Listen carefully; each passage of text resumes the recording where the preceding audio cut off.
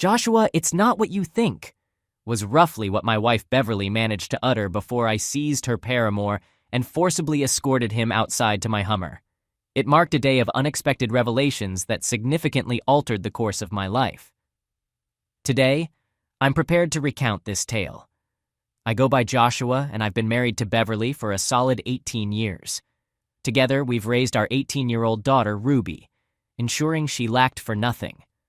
My daughter has now embarked on her freshman year of college. I remain employed, and Beverly continues to oversee our household.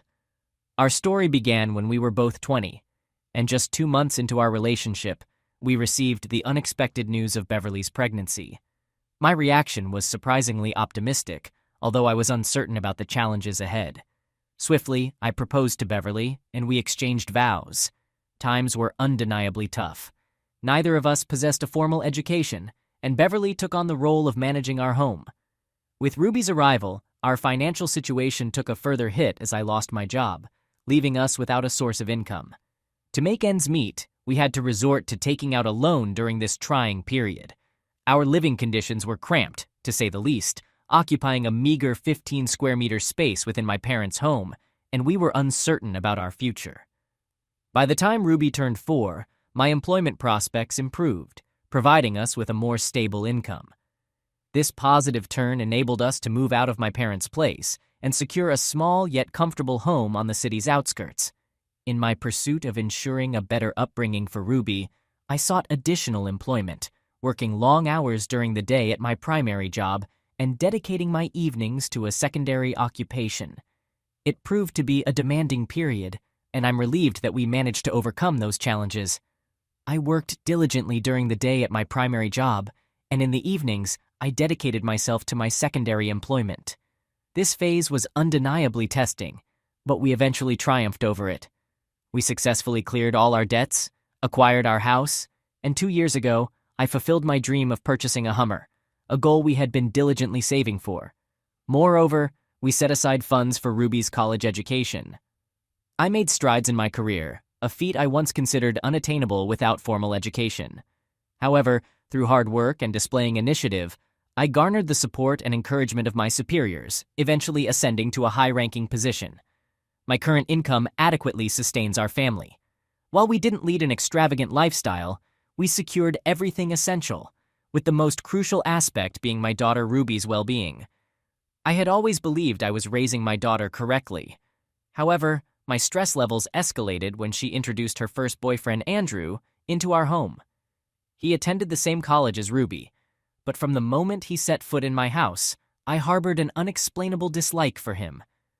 I couldn't articulate this sentiment, but I felt my daughter deserved someone better. I often wondered, what did she see in him? Before revealing her boyfriend to us, Ruby had been secretly dating Andrew for 3 months. She confided in Beverly that she was apprehensive about my reaction, fearing my anger, and regrettably, that's precisely what transpired. I concealed my animosity toward Andrew. On the contrary, I was cordial and engaging. I frequently posed questions and maintained supportive conversations with him, yet I sensed that Andrew was attempting to connect with someone else. Nevertheless, each time he crossed our threshold, I made it a point to approach Ruby and engage in discussions with her. One such conversation occurred the day preceding the event in question. "Dad, I'd rather not delve into this topic," she remarked. As soon as I opened the door, Ruby stated, "Andrew is an average guy." "I'm not seeking your viewpoint. I have a different perspective," I responded. "I'm not scolding you. I just can't comprehend what you see in him. He lacks any prospects, doesn't even hold a job, and I've heard he performs poorly in his studies, although that's essentially his only path to a better life," I remarked. "Dad, did you ever need reasons to love Mom?" Ruby countered. "I'm not implying that you did, but Mom believed in me and I felt assured. I had a passion back then, but sadly, I don't perceive that same drive in Andrew. That's because Mom got pregnant with me and you had to take action. You don't even have an education and you're discussing Andrew. We've been together for just 4 months. I'm not suggesting I want to spend my entire life with him. Perhaps I'll end things with him in a few days, but currently, everything about him suits me," Ruby said. "But Ruby, before I could continue," she interrupted, saying, "Enough, Dad. Drop the subject. I'm tired of it." May I ask one last question? All right, but I reserve the right not to respond if I dislike it, Ruby replied. Very well. Has anything happened between you and Andrew? I asked. Yes, and not just once. I'm 18 years old, so I make decisions about my body, Ruby declared, leaving me taken aback by her candid response. When did this occur? Why didn't you inform us? This is already the second question. We agreed on just one question, and besides, Mom is already aware, so that's enough, Dad. Good night.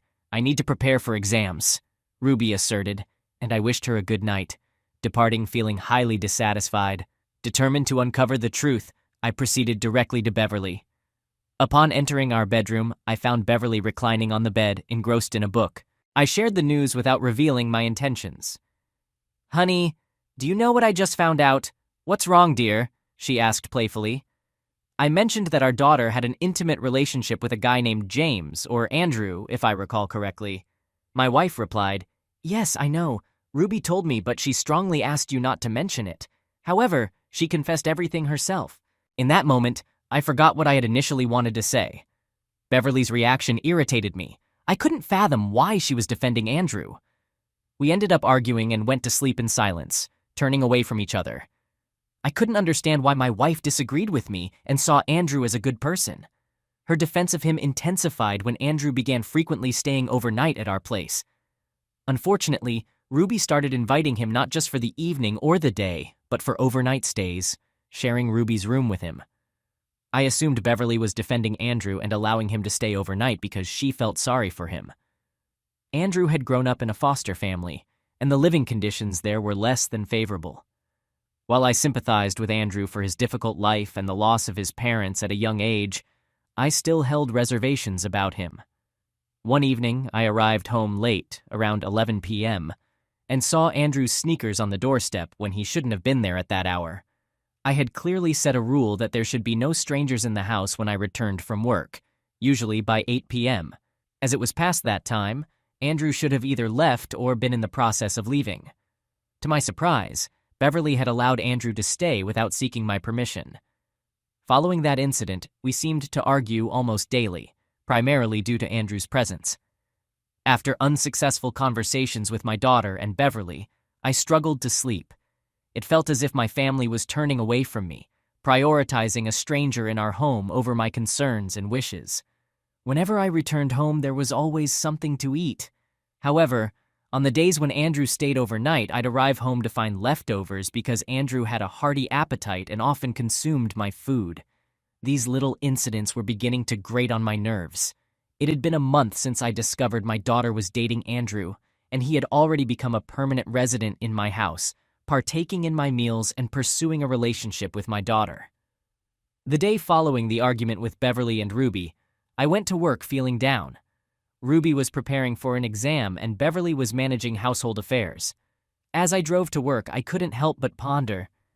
If I were to evict this guy from my house now, my wife and daughter would never forgive me. What should I do instead?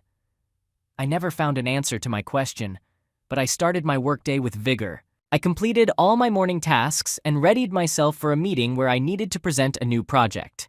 Richard, my boss, reminded me, Joshua, you haven't forgotten about our meeting in an hour and a half, have you?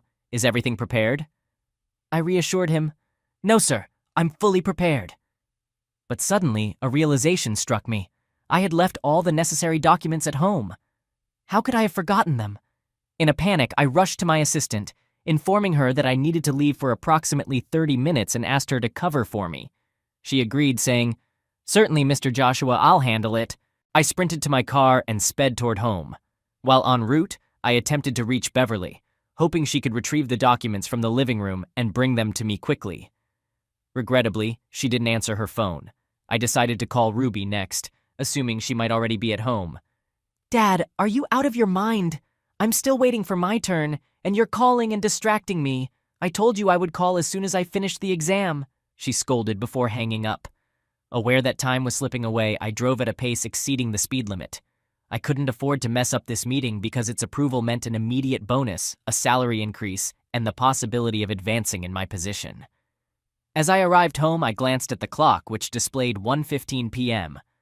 Darn it, I've only been driving for 30 minutes to get back home, I thought, Realizing the meeting was scheduled for 2:15 p.m., I needed to swiftly enter the house and then head back to work.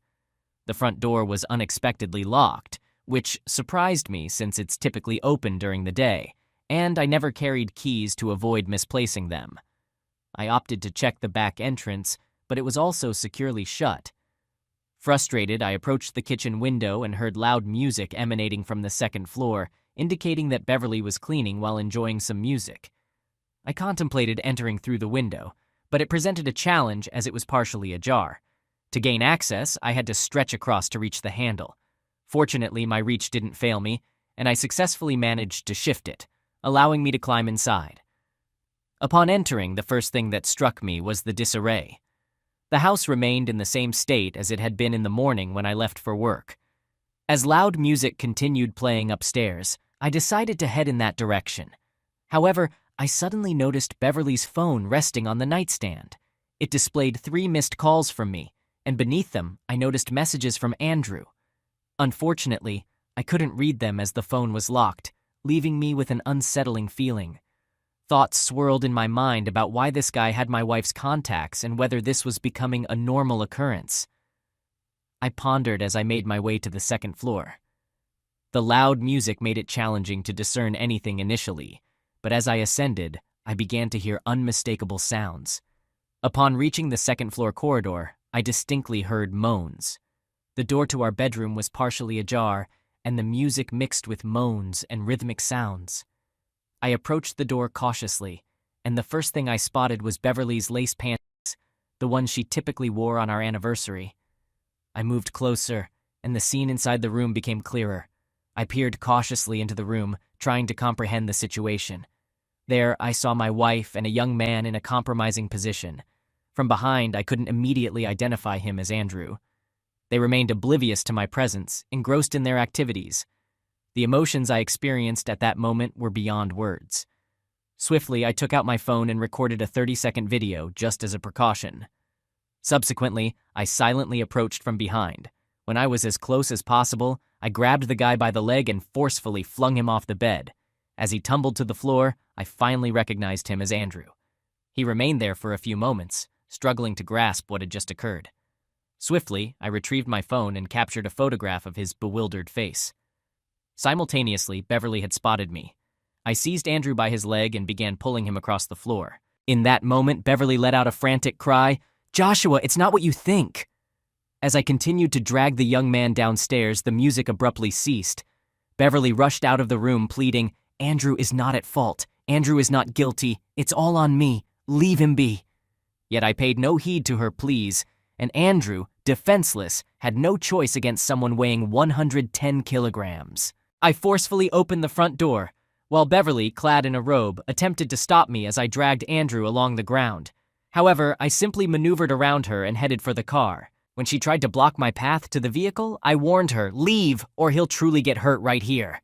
She fled. I ushered Andrew into the back seat of my Hummer and cautioned him, "Don't move, understand?" Andrew nodded, indicating his comprehension. Once I closed the door, I noticed my neighbor tending to his lawn, his expression one of shock and surprise. I reassured him, "Anthony, don't worry. It's a learning experience. Everything will be fine with the lad." I called out to my neighbor and was about to enter the car when my wife emerged from the house, berating me. "Joshua, if you leave now, I'll call the police for kidnapping Andrew." Realizing my wife had shed her fear, I turned to Andrew and asked, "Dude, did I kidnap you?" Andrew promptly denied it, and I repeated, "See? Now shout the same to my wife, with whom you were involved in my bedroom today." He complied, confirming that everything was fine, and we departed. After about 5 minutes on the road, Beverly began calling me, followed by a call from my boss. My work was now a distant memory, so I simply silenced the notifications. 5 minutes later, Andrew mustered the courage to inquire, "Are you planning to kill me?" "Why? I have something more intriguing in mind," I replied.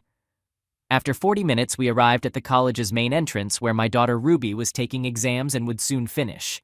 "Get out," I commanded Andrew. He seemed to want to say something, but my firm tone compelled me to reiterate, "Exit immediately, step out and stay put. If you move, it'll only get worse. Understand?" Andrew nodded and cautiously opened the door, stepping onto the street. I swiftly positioned myself at a distance to observe. Andrew stood there, trembling in fear, as he covered his lower body with his hands. In my thoughts, I couldn't help but find him a hero in seducing my wife. He could have chosen to run away or refuse to exit the car, but he followed my instructions. After all, who was I to make him do anything? It amused me that he complied. After 3 minutes, a crowd of students gathered around Andrew, curious about the unusual scene. Some students began laughing and tossing paper scraps at him, while others took pictures, and a few stood by, observing like me. Suddenly, Ruby emerged from the main entrance, wearing no smile. Most likely she had already called Beverly, who had painted me as a tyrant father kidnapping her boyfriend. The absurdity was that it turned out to be true. Beverly had indeed portrayed me as a monster to Ruby. I hurried over to Ruby to prevent her from approaching Andrew. At that moment, Andrew started yelling for Ruby, trying to get her attention. As I approached Ruby, she began to distance herself from me, moving in the opposite direction. Simultaneously, Andrew attempted to rush toward Ruby, but a young man intercepted him, knocking him to the ground. Someone had called the police on Andrew for appearing in such a state near an educational institution. I chased after Ruby, shouting that I would explain everything, but she quickened her pace, calling for help. Eventually, she started running, desperately seeking assistance. I realized it was futile. Upon returning to the car, I noticed a police car where they were placing Andrew. A smirk crossed my face. Inside the car, I decided to re-enable notifications and noticed a message from Ruby. Never approach me again. There were over 6 missed calls from Beverly and a staggering 23 missed calls from my boss. This situation was dire. Feeling lost, I sought solace in a bar, where I remained until morning. My night began with beer and concluded with whiskey. I struck up a conversation with some guys at the bar and shared my story. They were initially incredulous, but when I showed them the photos, they were genuinely shocked. The following morning, I made the responsible decision not to drive and called a taxi to take me to a hostel. I spent 2 days there purchasing a pen and notebook and contemplated my next steps. I composed a brief message to my boss, explaining the situation. He seemed to grasp the situation and advised me to get in touch once everything settled, prompting me to power off my phone. On the second day, I finally devised a plan, carefully considering all potential risks. It was time to return home, with my primary objective being to maintain a good relationship with my daughter. I understood that she would initially oppose me, but I held out hope that over time, she would come to understand my perspective. However, my journey home took an unexpected turn. Just 500 meters away, the police pulled me over, and I was escorted to the police station. To my astonishment, Beverly had filed a report against me, alleging that I had broken into the house during the day, initiated violence against her, and subsequently abducted Andrew, forcing him to stand near the college under duress. What shocked me even more was Ruby's statement, echoing the same allegations. Initially, I was bewildered by these accusations, promptly demanding legal representation. On the same day, I submitted a detailed account of the actual events, attaching evidence such as video footage and photos. I clarified that Andrew had willingly accompanied me, and my neighbor, who happened to be watering his lawn at the time, corroborated this fact. He attested that Andrew displayed no resistance and heard no threats. Furthermore, my neighbor noted that I appeared calm, and he had never witnessed anything suspicious. While Andrew was placed under arrest, my statement was accepted. Later, Beverly and Ruby arrived accompanied by a lawyer. They had been summoned due to their conflicting testimonies, lacking any supporting evidence. Ruby avoided eye contact with me, while Beverly shot me a disdainful look, deeply hurting me to see my wife treating me this way. The lawyer informed me that Ruby was initially unaware of any connection between Beverly and Andrew, but this would come to light during the interrogations. As my lawyer had predicted, Ruby's viewpoint changed dramatically when she emerged into the hallway, embracing me tightly and offering apologies. She revealed that her mother had painted an entirely different narrative, and in her anger, Ruby had initially agreed to provide false testimony as a means of retribution. However, her stance quickly shifted upon viewing the incriminating photos. I harbored no ill will towards Ruby. I was simply relieved that she believed me. Several months later, our divorce was finalized in court, and we sold the house, dividing the proceeds between us. Beverly was obliged to compensate me significantly for her false accusations. Andrew was released, but he faced expulsion from college and had to leave due to the ridicule he endured when the truth emerged. My understanding boss rescheduled the hearings. During this period, I made amendments and enhancements to my work, presented it successfully, and received a bonus, double salary, and a well-deserved promotion. I downsized to a smaller house and settled for a more modest car. Ruby chose to remain in my life, at least until she completed her college studies, while Beverly moved in with her parents and sought employment to fulfill her compensation obligations. Understandably, Ruby had no desire to communicate with Beverly, a sentiment I fully supported. Overall, life gradually returned to normal. Looking back, I want every listener to comprehend that unexpected situations can arise in life, and one must be prepared to make difficult decisions. As for regret, do I have any about what transpired? For a while, yes, but now I realize it's a great opportunity for a fresh start. I allocate more time for myself, connect with Jim, and most importantly, I prioritize my daughter. I can confidently say that things are going well for me, and I hope my story holds valuable lessons for you, offering something important to take away. I wouldn't wish this on anyone, so I wish everyone the best of luck. All right, that was a fun story. Now let's move on to another exciting one. Stay tuned, and let's dive in. Let's begin with the key individuals involved. Myself, my former spouse Pepper, the primary target for revenge, her boyfriend Steve, the secondary target for revenge, Steve's ex-wife Maria, my partner in the revenge plot, my daughter Sarah, and my friend Jason, my collaborator in the revenge scheme. Now that we have introduced the cast, let's delve into some contextual details. Pepper and I had a tumultuous marriage. Reflecting back, I realized that I was deeply in love with her, but it has become apparent that she was more drawn to the financial stability and convenience I offered.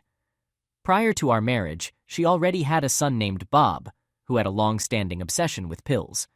And I had another son, whose name is inconsequential, whom I had full custody of. During our marriage, Sarah was born.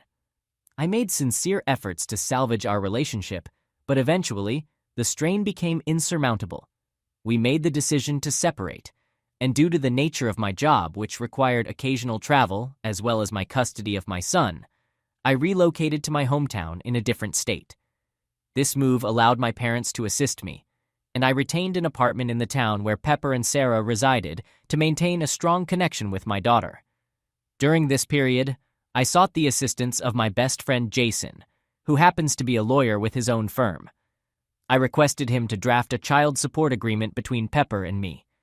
It's essential to clarify that this agreement exclusively addressed child support and did not encompass custody arrangements, visitation schedules, or any other related matters. Consequently, for approximately a year, our arrangement was as follows. I spent a month with Sarah while my parents looked after my other son, and then I dedicated a month to my son.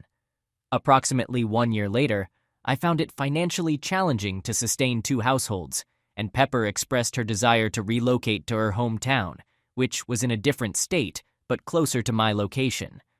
Consequently, I relinquished the apartment, and she made the move.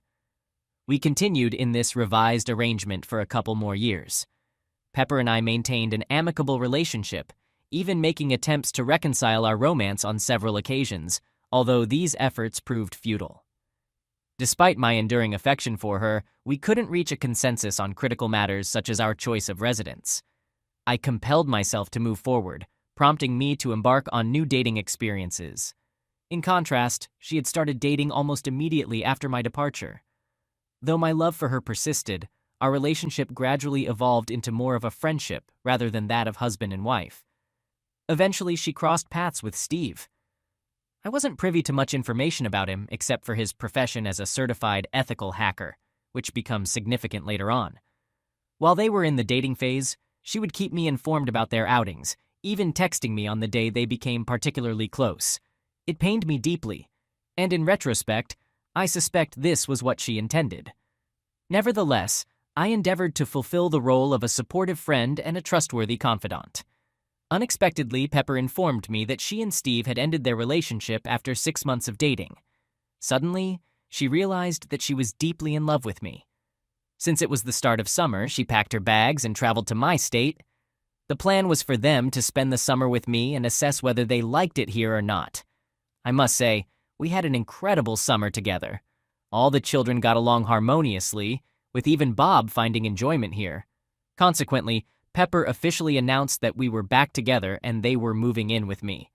We proceeded to enroll my daughter in school, and she even joined a Pee-wee cheerleading team for the summer, forging some wonderful friendships and relishing her time here. However, a predicament arose.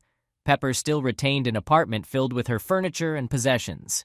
I offered to use my truck and assist her in relocating everything, but she insisted that she and Bob could manage it themselves. Thus, they embarked on the task of packing their belongings and making their way to their new abode. As you can likely imagine, events took an unexpected turn. After being home for just 3 days, Pepper delivered a shocking revelation. She firmly declared that she would not move under any circumstances and that she and Steve were deeply in love and planning to cohabit. To say I was devastated falls short of capturing the intensity of my emotions. I couldn't fathom why she had put me through this ordeal. What made matters worse was that she left it to me to convey the heart-wrenching news to Sarah. As I broke the news to her, the devastated expression on her face transformed my initial hurt into anger. Sarah eventually broke down and began pleading to remain with me, and in the process, she began revealing everything. She shared details about how her mom would depart with Steve for days, leaving Bob in charge. Sarah had to acquire the skill of cooking for herself when she was just 8 years old. This was because Bob would spend the family's money on pills and remain high most of the time. If Bob wasn't the one in charge, Pepper would entrust her niece, who had multiple felony convictions, to look after Sarah. Sarah also recounted her first encounter with Steve. He visited their home, barely offering a greeting, and then he and her mom vanished into the bedroom, engaging in loud intimacy. Sarah was outside the door, crying her eyes out, but they paid no attention to her and continued. It was through this distressing experience that my 8-year-old daughter became aware of such intimacy, and even after 7 years, she is still undergoing counseling to recover from these traumatic incidents. At this point, my initial anger has escalated into sheer rage. I promptly informed Pepper that there was absolutely no way Sarah was returning to that situation, and I was fully prepared to fiercely protect my daughter. In response, Pepper took immediate action and scheduled an emergency hearing in her state, with the intention of compelling Sarah to return. I had to act swiftly, but I successfully secured legal representation and, fortunately, easily won the hearing, despite Pepper arriving late and offering her disability as an excuse to the judge. The judge concurred that, given the absence of a custody agreement and the troubling allegations I had assembled, it was in Sarah's best interest to remain with me for the time being. I had won the initial battle, albeit briefly. Within an hour of the hearing, my inbox was inundated with phishing emails and text messages. I also started receiving requests for password resets and multi-factor authentication codes from my bank, Facebook, Reddit, and other accounts. I had no doubt that Steve was behind these malicious actions. The very next day, Jason phoned me with troubling news. His law firm's website, email, and phone systems had all been hacked. Given his obligation to report the incident to the court and his involvement in a relatively high-profile case, the FBI became involved. To say I was furious would be an understatement. These two individuals had not only upended my life, but had also harmed my daughter and sullied my lifelong friend's reputation. It was time for them to face the consequences, and I was resolute in ensuring they paid a steep price. I became a man on a mission, dedicating hours to scrutinizing the backgrounds of Steve and Pepper, scouring for any incriminating evidence. My efforts yielded significant results with Pepper. I unearthed social media posts of her frequently staying out late drinking, which coincided with Sarah's frequent absences and tardiness at school. I discovered numerous pictures of her engaged in enjoyable activities with 2 unfamiliar children. Additionally, I found neighbors who were willing to testify that Sarah had to plead for food because she was often left under the care of either Bob or the felon. I knew I possessed compelling evidence against Pepper. Conversely, Steve had implemented extra security measures to safeguard his accounts, making it challenging for me to uncover any incriminating information about him, which was driving me to frustration. Then it occurred to me to check his LinkedIn profile. My intuition proved correct. While there was limited information available on his profile, I stumbled upon Maria, his ex-wife, among his connections. I initiated contact with her, and she readily accepted my connection request. Maria and I quickly forged a strong friendship. She held a deep resentment toward Pepper, and rightfully so, as both of them had abandoned their children, mirroring my daughter's situation. Maria provided me with invaluable insights. To keep it concise, Maria and Steve had recently finalized their divorce. In their custody agreement, Steve emerged with ownership of the house, car, bank account, and the majority of their savings, while his child support payments were notably lower. Maria willingly relinquished this financial advantage in exchange for maintaining control and ensuring her children's well-being. They had a comprehensive custody arrangement with stringent rules that Steve had to adhere to. Any violation of these rules would result in severe consequences for him. According to the agreement, he would be compelled to sell the house and share the proceeds with Maria. Moreover, his child support obligations would double, leading to his financial downfall. Interestingly, Steve had not blocked Maria on social media, and he frequently sent messages boasting about his supposedly superior life without her. Many of these messages even featured pictures of Pepper. Maria and I compared our discoveries, shared our evidence, and collaboratively devised a plan. Now, it was time for retribution. Initially, I joined forces with Jason, who promptly informed the FBI investigator about the hacking attempts I had experienced. We suspected that the same individual was behind these incidents. The investigator acted swiftly, reaching out to me. I provided all the information I had gathered and conveyed my suspicions about the perpetrator. He then posed an intriguing question. Did I happen to know where Steve was employed? As it turned out, I did, thanks to Maria. Steve wasn't as adept a hacker as he believed. The FBI had already traced the hacking incident involving Jason back to a company, which coincidentally happened to be Steve's workplace. Following the conclusion of my conversation with the FBI, I wasted no time and contacted Steve's employer to file a complaint. I informed the manager about the ongoing hacking attempts on my accounts and expressed my strong belief that Steve was the perpetrator. Naturally, they did not take it too seriously, given my lack of concrete evidence. Little did they know that a special agent would be paying them a visit very soon. The ensuing week proved to be a nightmarish ordeal for Steve and Pepper. Pepper received the divorce papers, and her attorney was presented with all the evidence I had meticulously compiled. According to my lawyer, it constituted the most comprehensive investigation he had ever encountered. I possessed solid evidence of 40 instances of lateness and 19 documented absences, all directly associated with nights spent drinking with Steve. I had indisputable proof of their repeated abandonment of my daughter for extended periods. Maria even furnished me with a photograph taken at 2 a.m. on the eve of the emergency hearing, depicting Steve and Pepper engaged in drinking at a tattoo parlor. During that same hearing, Pepper arrived late and attributed her tardiness to a disability. Steve was served with the news that he had flagrantly violated the entire custody agreement. Maria had in her possession photographs I provided that clearly demonstrated his presence with Pepper on nights when the children were supposed to be under his care, left unsupervised. Furthermore, she possessed evidence of unauthorized communication between Steve and Pepper, a direct violation of the custody agreement. The repercussions were truly astonishing to witness. Steve lost his job.